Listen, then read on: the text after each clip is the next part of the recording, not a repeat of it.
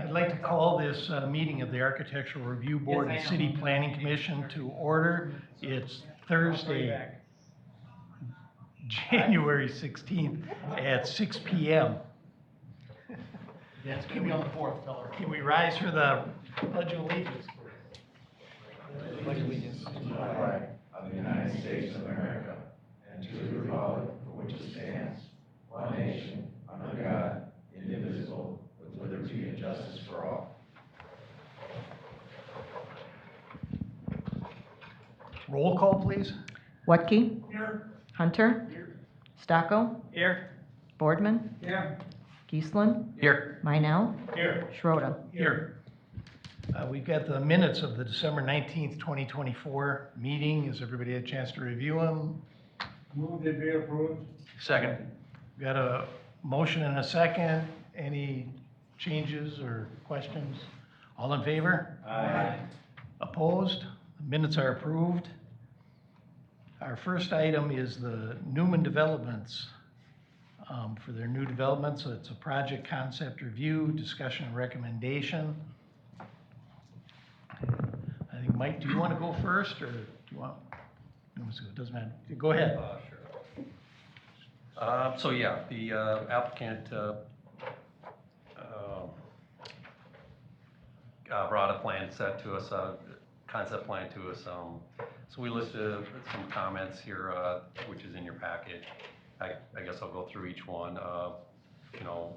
First of all, the project is located near, well, first of all, I guess the planner, the first comment is recommending professional planner to review and provide comment on the proposed. One of the concerns we had was, not a concern, but the topic that got brought up is West Lawn, dead ends. And we would like to recommend looking at that particular dead end spot. This is the, maybe this is the time to decide whether we want to cul-de-sac that or have it go through as the 2040 concept plan shows. So having a professional planner take a look at the entire city and recommend what we want to do there. We have had some discussions about that already. Just something to think about. We recommend an abbreviated traffic impact analysis be completed. I'm sure the applicant is aware of that as well. Both locations on tie-ins on Highway H and Hazel Ridge Road, are near curves in the roadway, and H is 45-mile-an-hour speed limit. Just some things that need to be taken a look at. So, also, it's understood that the permittee is planned unit development, so and they're looking for some flexibility on some of the requirements for their approval. Some of those are minimum lot widths, front, side, corner setbacks, and side setbacks. So just something to consider when the plans are going to approval. Next, recommending, as I said before, with the West Lawn extension. I guess I already said that, but one of the concerns we have there is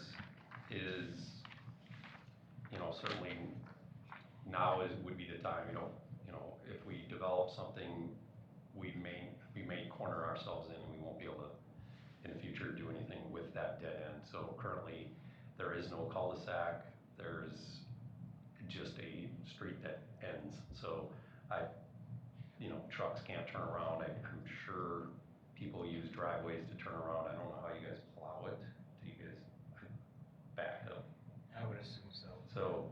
So the ordinance says 600 feet is the maximum length of a cul-de-sac. This is about 1,650 feet, West Lawn is, so considerably longer.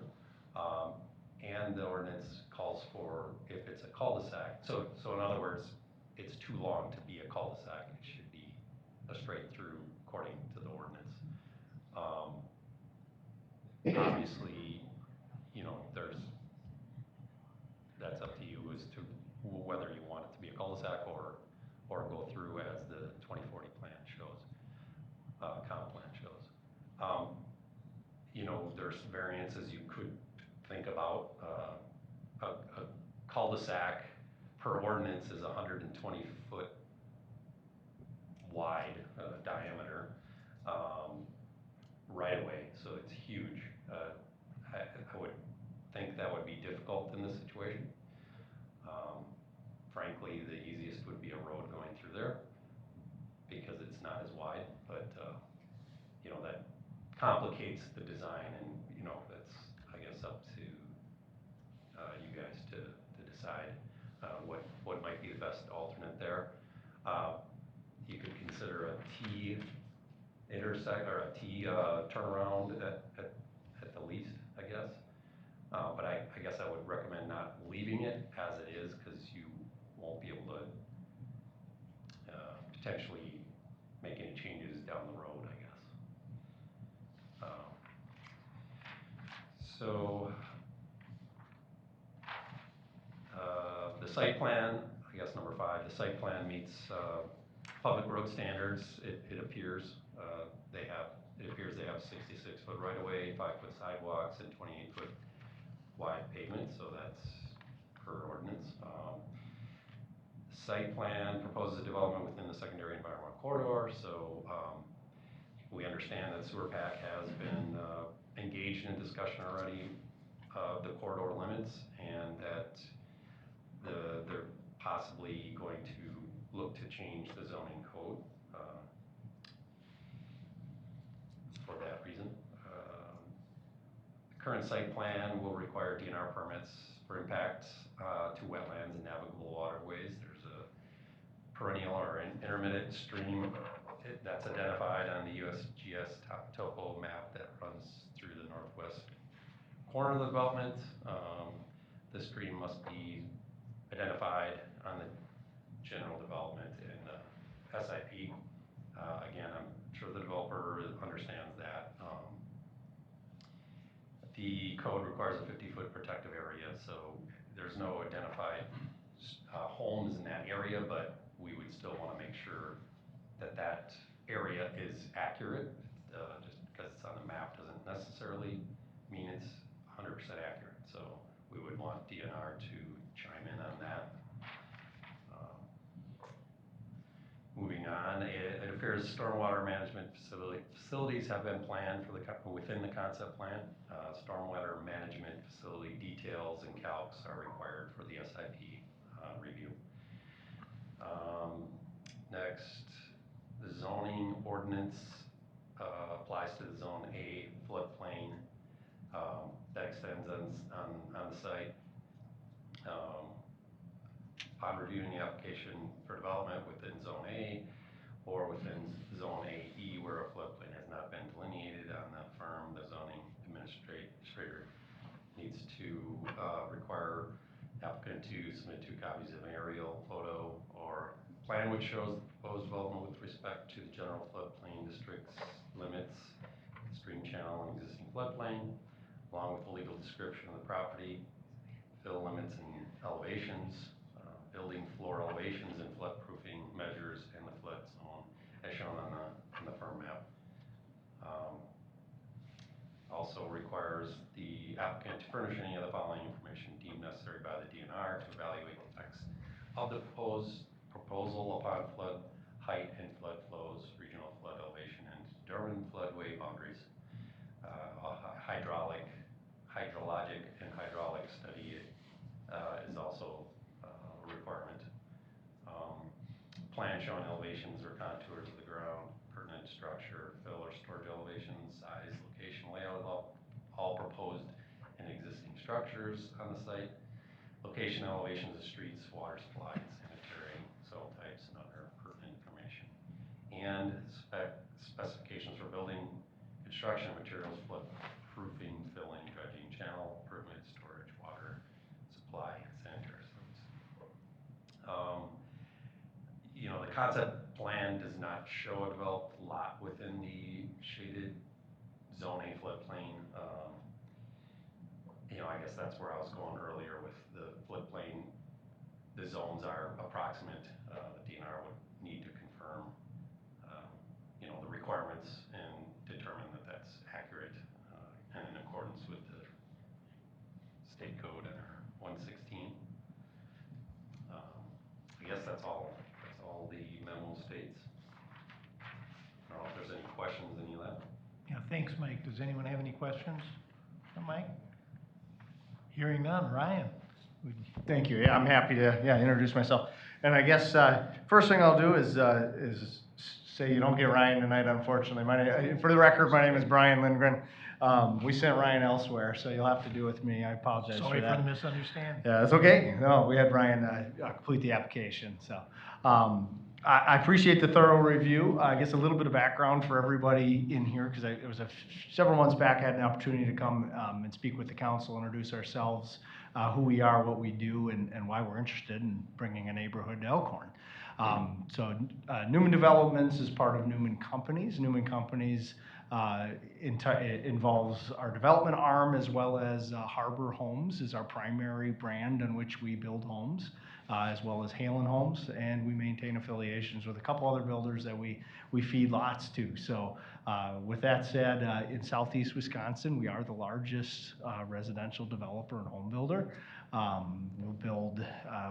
We paved, I just did the math the other day, we paved 474 lots in southeast Wisconsin in 2024. So would like to bring some of that to Elkhorn and introduce our builder in here too, because we think it's a great place to be. Our Harbor Homes brand is our primary home builder, and we built 307 homes in 2024. So yeah, we love the market, we want to be here. Sometimes finding the right opportunity is the hardest thing, and when things align, we like to track it down and answer questions and chase it as far as we can, and for feasibility. So this is one of those opportunities where the land was for sale. We had to work out a few details with the landowner, but we got there. There was a time in the past where they had a plan to develop this land and never moved it ahead. So we want to pick that up. We made some changes, knowing what we know in our experience and what works and what doesn't. We made some changes to their original concept, and this is what we came up with. Focuses on efficiency. This is very important in all of our businesses. Roads and infrastructure is expensive. So when that gets, we pay to put that in. We've got to try to utilize that to the best of our ability. The size lots here are really kind of become pretty common in the neighborhoods that we're developing. They fit a wide range of homes. If you ever care to or have the opportunity, I'd encourage you to go to the Harbor Homes Wisconsin website and see the various floor plans and neighborhoods that they build homes in. And we would bring the same here. This is a range of ranch and two-story homes for sale, and from about 1,500 square feet up to about 2,400 square feet, 3-4 bedrooms, garages, great floor plans that we've done in other areas. So, minor deviations from the existing zoning are really to kind of pull it in line with other areas that we've done and we know we can be successful with. Some of those being, side yard setbacks is kind of a waste of space, if you ask me. Nothing really happens in the side yard. So shrinking that from 10 feet to 7.5 feet is a good start. Shrinking the lot width is important to keep the lot prices under control, because every foot of improved road drives that cost. So those are some of the things that we'd look to change. Again, I appreciate the thorough review. So in just going through that list, there's nothing out of the ordinary there that we haven't seen before, we haven't overcome. The first one, have a planner review it. I think that's what we're doing here. I think we're as knowledgeable in the industry as anybody, and we take your feedback very seriously. And if there's things and comments that we can incorporate, we're going to work on that. It's a single-family home neighborhood. We've actually started working on some of this stuff already. One of those, we've been in touch with the county highway department as far as our connection out there. They're actually think that would lead to some improvement by combining those entrances, shifting it a little bit to the east. For sight lines, there's a lot of stuff that would need to be vetted there. They also recommended a traffic impact, which we're happy to do, but when you go down that path, we want to know that we're at least have a general concept that we can design that traffic impact analysis around. So I think we're headed in that direction. We already talked about some of the reasons for the planned unit development.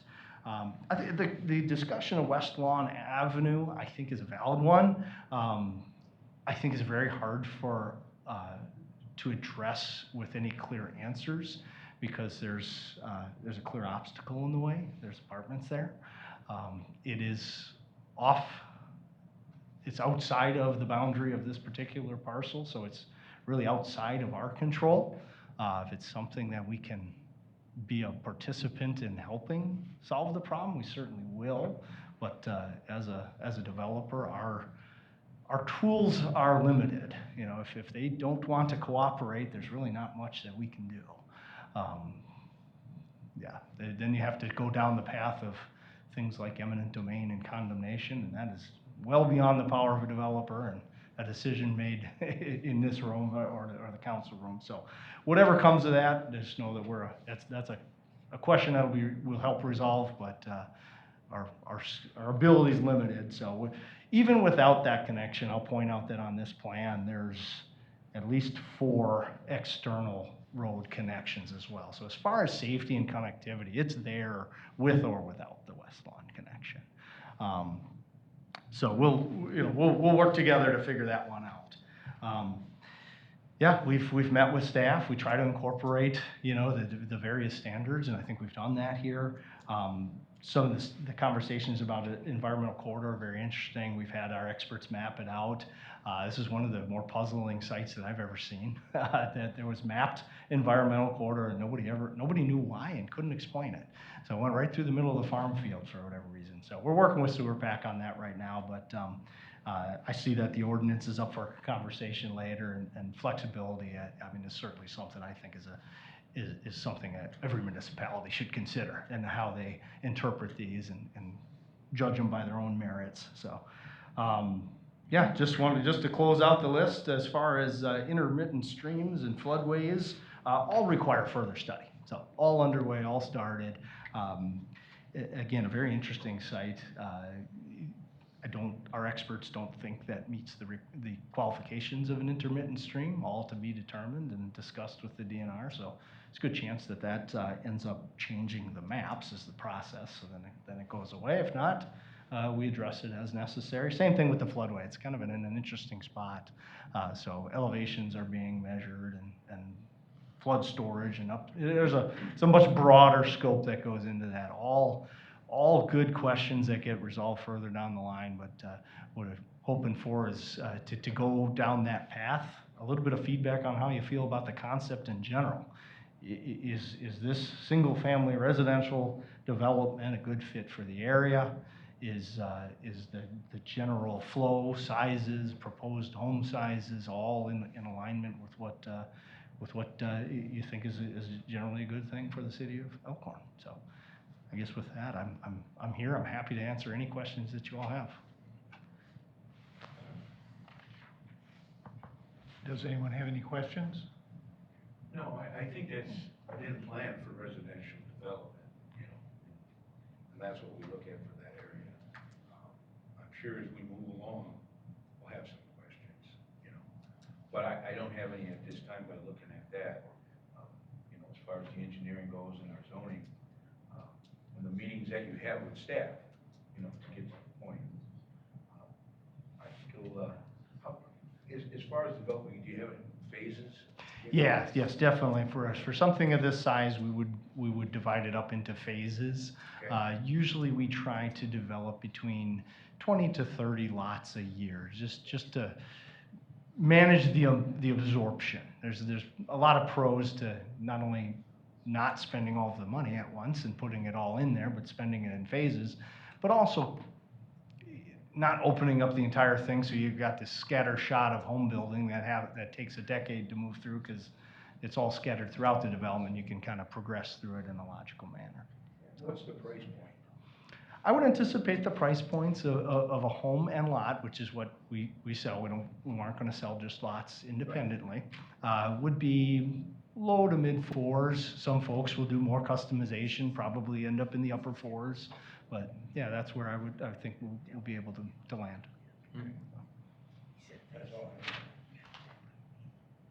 Yeah, Tim. Hi, so one of the questions I had for a large development like this, when doing it in phases, how do you normally handle the fact that, say, phase one is done, you've got the binder course in, you're ready to move on to phase two, and one of the issues that we've come across in other municipalities is how do you deal with the construction traffic, and the concern being that the binder course is gonna get ripped up during construction of phase two, with all that money that you spent on phase one. Oops, sorry. Am I good? All right.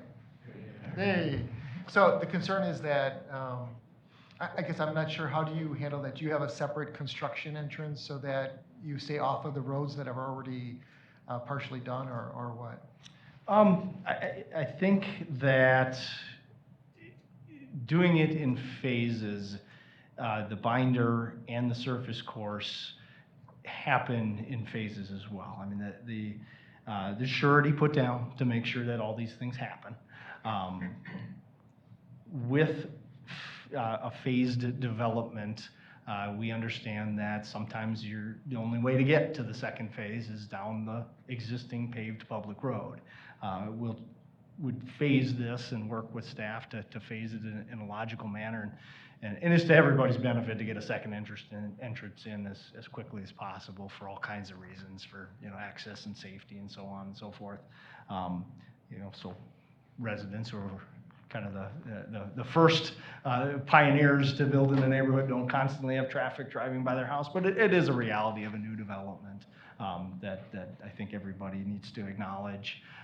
But yeah, we would look to phase. We'd put the binder down. I can say some municipalities, we put the binder and surface pavement down immediately because from an engineering perspective, the road profile is stronger when you've got that full profile of asphalt in place. But every municipality is a little bit different, so we're willing to figure it out, basically.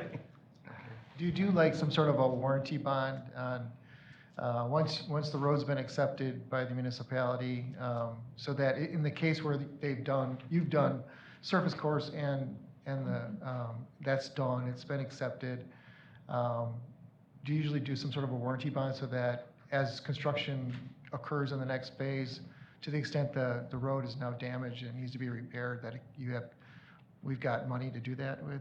Yeah, we do internally typically do a performance bond with any outside builders. Now, being all of the same umbrella with our Harbor Homes development, we don't. But typically, we take $1,000 a home to curb repair or things like that might need to be done. If the previous builder or homeowner is not willing to do it, we at least have something in place. I can say everywhere I go, I think it's a great thing for a municipality to consider as well, is some sort of bond for damage or something like that after the fact. I think as long as this is a multi-phase development. We're looking to make a significant investment in presence for a long time. What happens in reality is surety, and surety goes on for 14 months post-binder, and we're constantly renewing that with the new phase. We're in the development, so it comes down to a healthy relationship with the municipality, the engineers, and so on to do what's right and what's reasonable, and everything is warranted for workmanship beyond even typically the 14 months.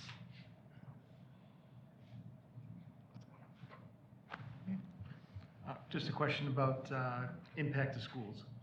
Mm-hmm. Have you done any studies or talked with anybody from the district yet on what this might impact, especially West Side Elementary?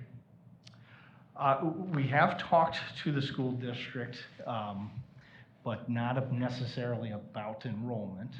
That's usually a question, in my experience, best answered by them, and usually they have a plan for it. They look for, out beyond even the scope of this. and they can make adjustments as necessary, whether it be to, you know, teacher staffing, room sizes. I mean, it's, my understanding is currently is they would love to have a few more kids, but I can't speak for the school district. And the other question, is there a plan for some sort of recreation for the families that have kids in the area that I don't see? We don't have one in here currently. I think it's something that, you know, within an incorporated city, you know, there's a lot of other amenities accessible to people. In this case, sidewalks are obviously an amenity for people. So I think it'd be willing to look at what we've done in the past in some areas is like a private tot lot or something like that, so at least people have an option.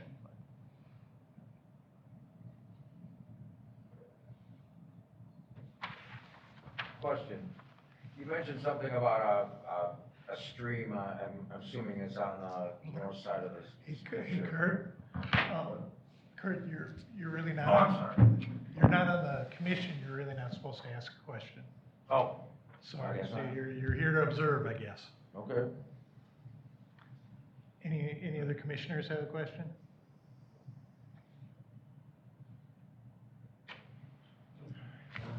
I'll get a hold of it. I see on your map here, you have Sunset Drive going to the north, but stops at the access road the city has to the lift station out there. Is my understanding the last time a developer came in, which I think was Bob Cook, the county wouldn't give them access to County Trunk H. Has that been taken care of or discussed it, or? We have reached out and started conversations with the county, and that was not the response we got, that we couldn't connect there. In fact, it was connecting there and the location of the lift station access right now, we would combine into the proposed road, Sunset Drive, and come out a little bit closer to the corner. They thought that actually might lead to better sight lines.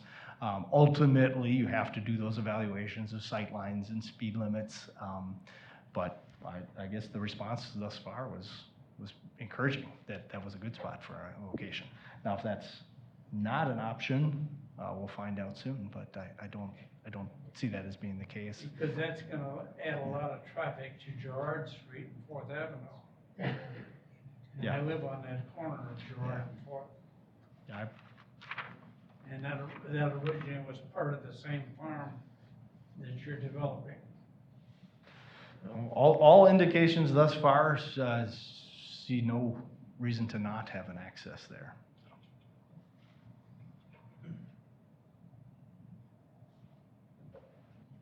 Anyone else? Yeah, I guess, why wouldn't you have put in this drawing, some area for a park or something? I mean, you got 160 total homes, and you got them jammed in there, and you can't put one lot for recreational things?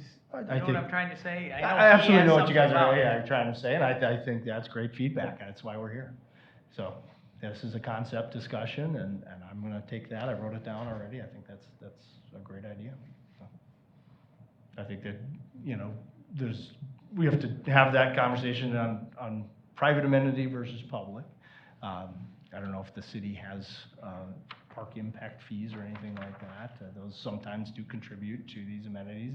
If there's a park study or a desire to have a city park in here, that's all part of the conversation. Or if it should be private, that too is something we would look at. Is that in our city building code that they have to have so much park space for development? I know they have to have so much green space, do they not? I don't know off the top of my head, I would have to look at that.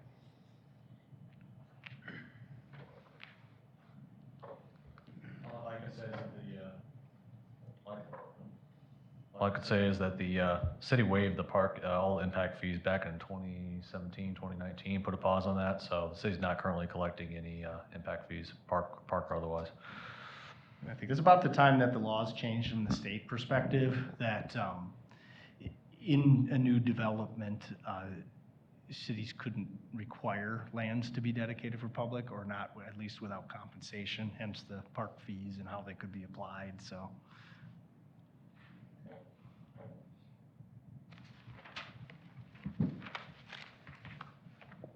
Just a question, well, if I could just ask, Brian, do you want to talk about the school district and your attempts to buy that Sure. property?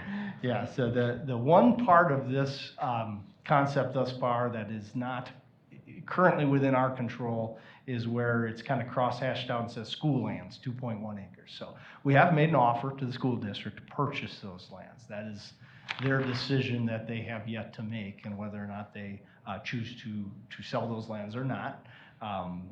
From our perspective, it is an important determination that we would need to get from them, because extending Second Avenue with homes on one side is cost prohibitive from a development perspective. So being able to do it with homes on both sides makes Second Avenue happen.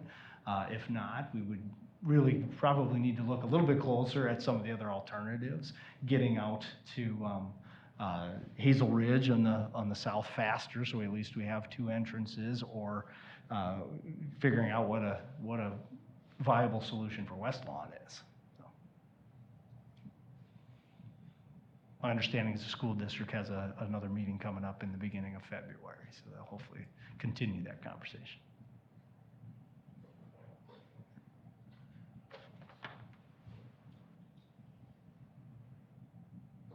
Any further questions, or?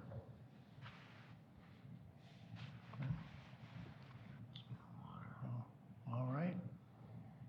Thanks so much. Thank you.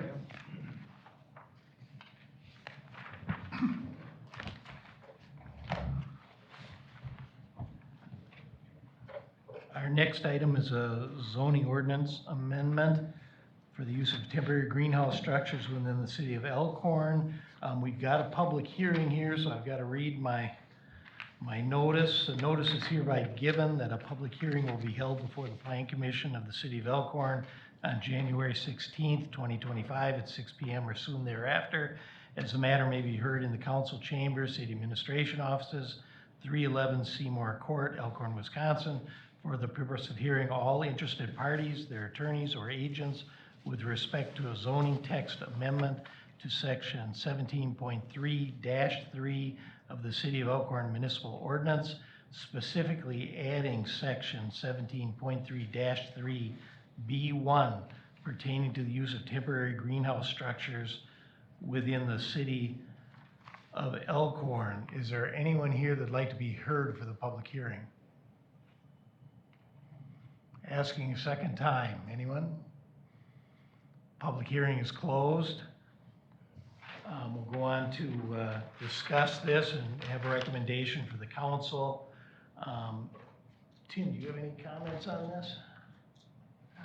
So my understanding is that this came up because there were some stores in your community that wanted to offer plant sales in the spring, and having the ability to have a temporary greenhouse would help in that endeavor. It's a temporary structure. It's just something that's not specifically allowed in the zoning code. So this would merely give your zoning administrator the authority to allow that for up to 120 days, although that may be more than what's needed, but we wanted to make sure that we allowed sufficient time. I don't think it's very controversial. It's just a technicality that's not in your ordinance, and you need to have something that authorizes a temporary structure and a temporary use like this. I think that came about by Hanson's. You remember this spring last spring, when they put that greenhouse up, and everybody thought it was all right, I believe, and then we found out that it wasn't in the ordinance. So I don't see any problem with it. I would. Are we talking 120 consecutive days? we talking 120 total days? How are we evaluating 120? The intent of the draft was consecutive. Now, perhaps we should make that clearer in the final draft that goes to the council. Thank you.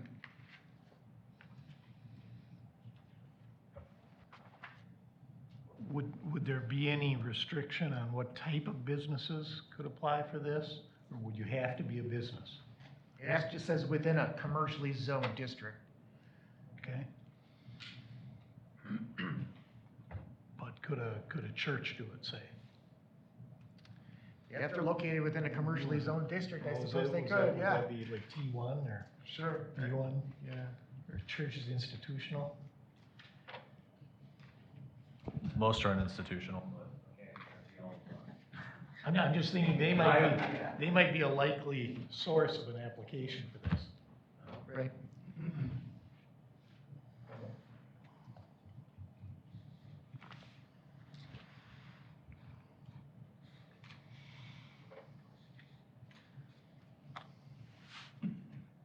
Then should we add that too?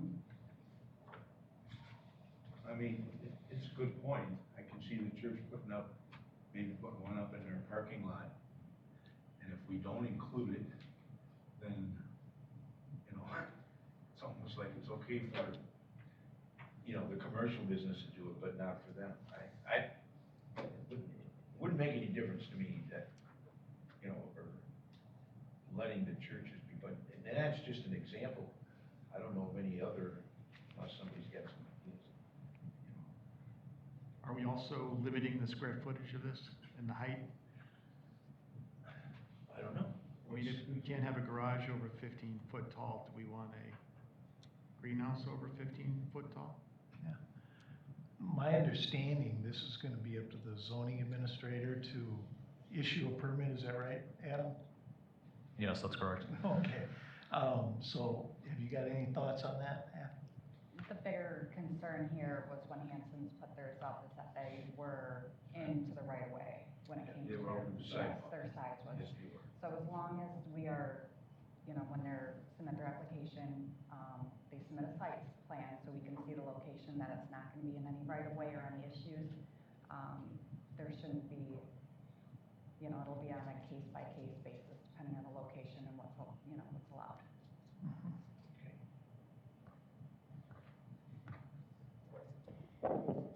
Can I, Sure, do I have a credit card? Do you think it would be worthwhile to have something, to have a phrase where you say the use of the temporary greenhouse structures may be permitted at the, oh shoot, I just had the word and now I forgot about it. At the, discretion, that's what I was looking for, thank you. I had it there and then it disappeared. At the discretion of the zoning administrator, would that help to where they know that that the zoning administrator has some flexibility, that it's specifically written in there? Because right now, I don't know that to me, the first time I read it, I mean, I didn't know that they maybe had the discretion to make those decisions based on, their opinions that weren't maybe written here. I don't know, just a thought. I like that, leaving it up to them to make a decision. Well, they almost have to, from what she said, because it did come out past the sidewalk, so if you were driving in front of the strip mall there, it was actually out in the roadway. So that would be one of the things that they would say, you gotta be inside of that. We're basically doing that already in that motion, right? But leaving it up to their discretion, I think would be the thing to do. If you come in with a plan and you say, this is where the church comes in and say, we're gonna put this in the middle of the parking lot, and that's up to them to say, you can do that. We'll give them that power. Correct, is that? Yeah, and I think the way this is written, it is discretionary. The zoning administrator may allow this and may impose additional reasonable conditions on the structures. I would think that your zoning administrator would look to other accessory structures and what's permitted there and make sure that this is in line with that. If it becomes a situation where, is being abused or people are trying to do things out of the ordinary, You know, there's nothing that says it has to be granted. And maybe we come back and we actually spell out, you know, structure, size, and area requirements and all that kind of thing. But my understanding from talking to Allison was that we're just looking to get something on the books that allows it to take place without having to bog down the, you know, to bring it up through the plan commission. Through stages. Right, right. Council. Exactly. The season could be over. Yeah, right. So, you know, I think you have to leave it up to the discretion of the zoning administrator here and hope that it's being administered properly in a reasonably way and reasonable restrictions and that kind of thing. But, you know, you can always go the other direction and be more specific, and make it more of a, you know, just specific size limitations, height limitations, area size, that kind of thing. There's nothing to keep you from going that direction. But the purpose here was just to get it on the books to allow it to be permitted.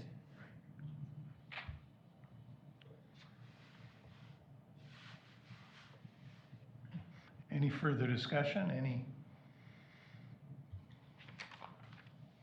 Do we have a motion, I guess, to recommend to the council? Yeah, I'll make the motion. I don't know what we're gonna put into it now, or how we want to word that after we tore it all apart here, but, to, leave the discretion up to the zoning, okay, administrator. And as far as the size, placement, all those things, they'd have to bring it into the office, give it to them, and they'd stamp it okay or not. Kind of a butchered up motion here, but that would be my motion to move that on to council. I'll second it. Okay, we've got a motion, a second. Any further discussion? Just a point of information for the council. There's a question really about the commercial. So just looking at the Catholic church is in a commercially zoned district. The Methodist church is in a residentially zoned district, and looks like the Lutheran church is in a Iowa institution district. So just as an FYI, if you're limiting it to commercial, then one of the three churches. And I just picked three, just sample churches, you know, that come to mind.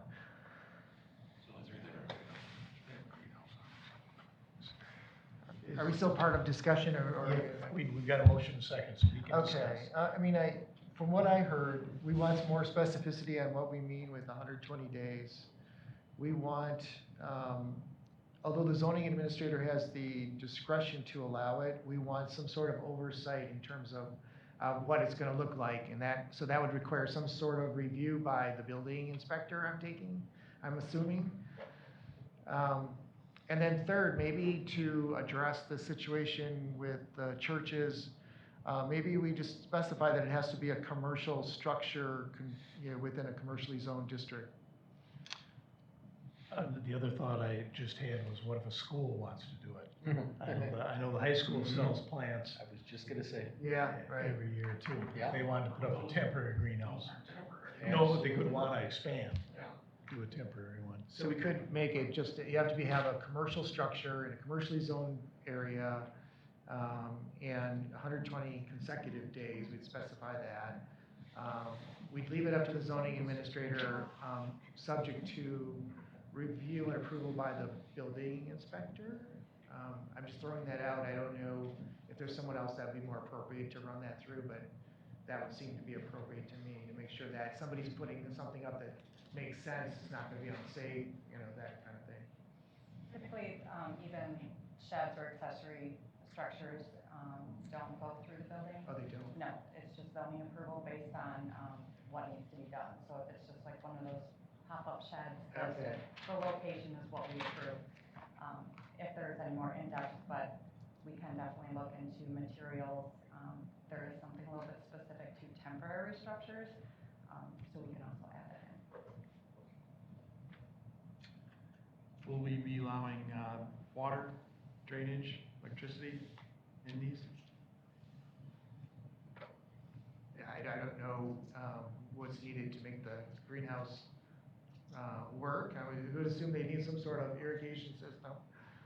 They need the water naturally. You know, I mean, we could use the one up at Hanson's as an example. I mean, they had lights in there. They do water whether the plants are inside or outside. They've always done that, you know. So I think that's just part of the greenhouse, is the way I look at it, you know. Right, but this will also be on an impervious surface, correct? Most likely? That would be up to zoning. I'm sure that's probably one of the things they look at, is that you can't set it up in a lawn, you know.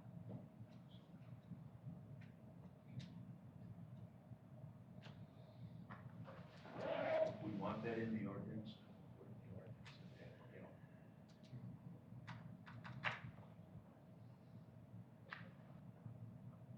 Can the zoning administrator have the discretion to grant one of these permits outside of the business district if it makes sense for a church or a school? Or a entity like that, but obviously not a resident? Can't do it, but that wasn't in the motion, so. No, it wasn't in the motion. We talked about churches, because we turned around and it was just like, it's gonna be commercial. Yeah. I don't think that was my intent, but like I say, I put your motion. But, yeah, I'd like to see, you know, not just commercial. Yeah, Okay. yeah. That's, we keep talking about this, and I understand where you're going when you say commercial and keep it in that district, but you allow one church, now you got others that are not in that type of a zoning, and then you got schools, and of course, obviously, that would be the same, but I can see this being a domino effect. So, I don't know. Just over a greenhouse. So. Yeah, I think we're putting a lot into it. Oh, yeah, this is like, yeah, over a greenhouse. So if we give the zoning administrator the discretion. I would give the Absolutely. zoning administrator, yes. Yeah. You know, in other words, you can't, Tom can't put it up in his backyard, but the churches would be within reason. So we basically would not require commercial zoning district, it could be in any district? Or specific to non-residential districts, Yeah.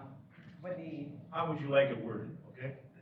Yeah, yeah. non-residential, with the Yes. exception of if there's a church There we go. place. I mean, I'm curious to Mhm. look into that as well.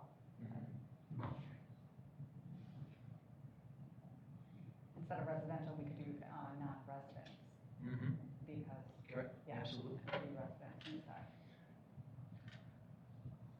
Are you amending your motion to reflect that? Yes. And I think Sherry's got it down, all right. Okay. If you need another And second. We have a second, Tony? Boardman had a second. Okay. And the second is amended also. We recommend this to go to council. Any further discussion? All in favor? Aye. Opposed? The convoluted motion passes.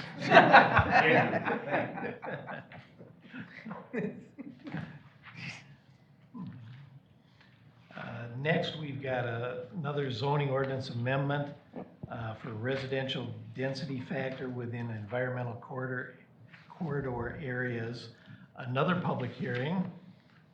So notice is hereby given that a public hearing will be held before the Plan Commission of the City of Elkhorn on January 16th, 2025 at 6 p.m. or shortly thereafter, as the matter may be heard in the council chambers, City Administration Offices, 311 Seymour Court, Elkhorn, Wisconsin, for the purpose of hearing all interested parties, their attorneys, or agents with respect to a zoning text amendment to section 17.4-23 of the City of Elkhorn Municipal Ordinance, specifically section 17.4-23(5)(E1) pertaining to the residential density factor within environmental corridor areas. Is there anyone here to speak on this issue? Asking again, anyone who'd like to be heard? Public hearing is closed, and we're ready for some discussion. Would you, Tim? I'm going to turn it right to you. All right, so the discussion of this section came up in conjunction with, actually, I think it was the Newman proposed development, where you have a secondary environmental area that appears to run through a non-wooded farm field, and I'm not sure what the investigation is going to show as to how that occurred. But the idea was there might be areas that are now located within the secondary environmental corridor that no longer need that protection because if they don't serve the purpose for which your ordinance was initially adopted. If you look at the areas that you're trying to protect, you've got primary environmental corridor, and that's traditional across Wisconsin, that the density that's allowed, if it's a primary environmental corridor, is like 1 residence per 5 acres. Your ordinance presently says if you're in a secondary environmental corridor district, you can have 1 residence per 2.5 acres. So the request came to provide some flexibility there where it makes sense. So you want to do that without harming the basis for your ordinance in the first place. So if you look under sub 3 of your current ordinance, there's a listing of areas that you want to continue protecting. Floodplains, wetlands, shorelands, drainage ways, steep slopes, woodlands, archaeological and historic sites, wildlife habitat, and then corridors that connect important environmental areas. And I put a call into Sewerback's chief land use planner. You probably have dealt with him, Joel Dietl, to get his input on what you're talking about tonight. And he reinforced that this is something within your discretion to do, but he would hope that your ordinance would protect those areas that I just listed. And they do. I mean, your ordinance was well written. It does protect those areas. So what does this proposed amendment do? It gives you flexibility, but it makes it such that you can only do something different than 2.5 acres per residence if the Plan Commission recommends that you do that, and the Common Council has to agree with it. So right now, it says a secondary environmental corridor district 2.5 acres. So the language that would be added would be the Common Council, upon the favorable recommendation of the Plan Commission, may allow for greater density within a secondary environmental corridor district upon a determination that the density allowed is consistent with the purpose of this article as set forth in sub 1 and protects those natural resource areas listed in sub 3. So if you've got an area where nobody knows why it's in the official map as a secondary environmental corridor, and it doesn't make sense that someone can't develop that, this would give you flexibility to work with the developer and allow for greater flexibility.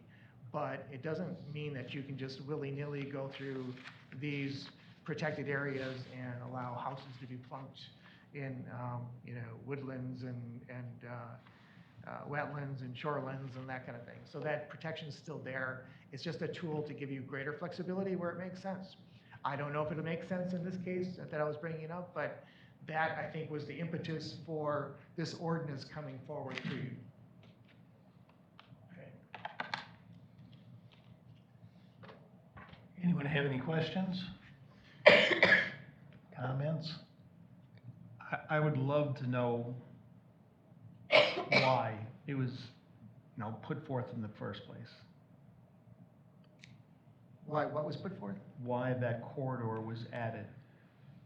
Is there a reason why the state determined that parcel? There's got to be some significant reason. I know that flood's real bad through there.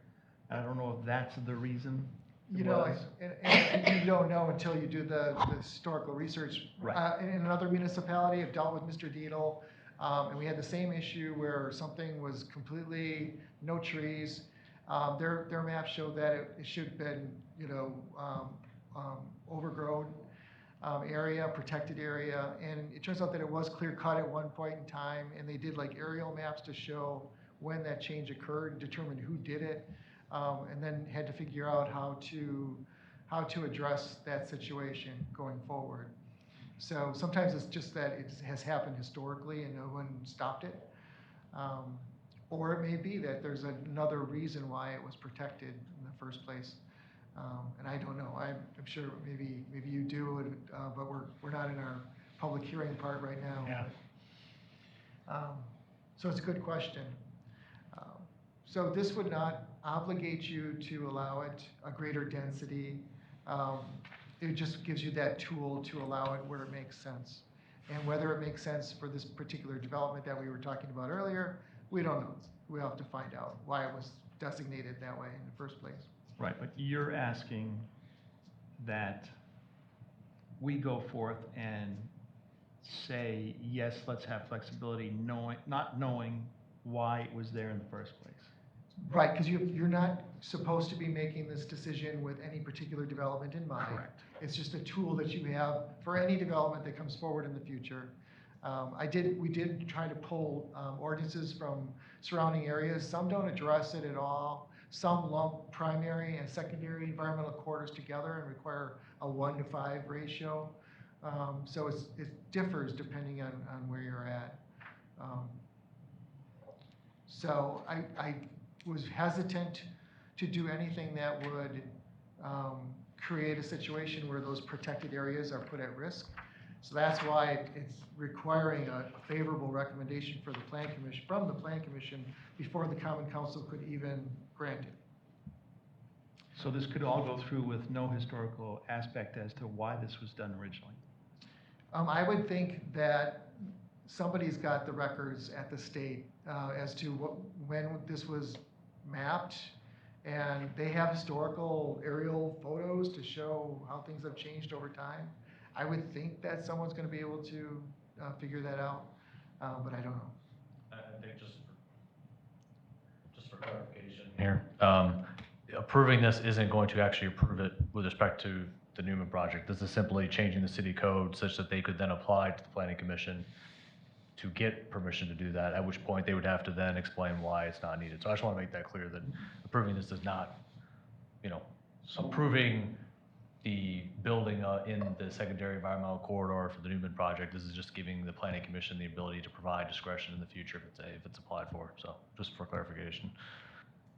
So we would have the ability to get answers to Jason's questions if it ever came back before the planning commission for approval on any different project.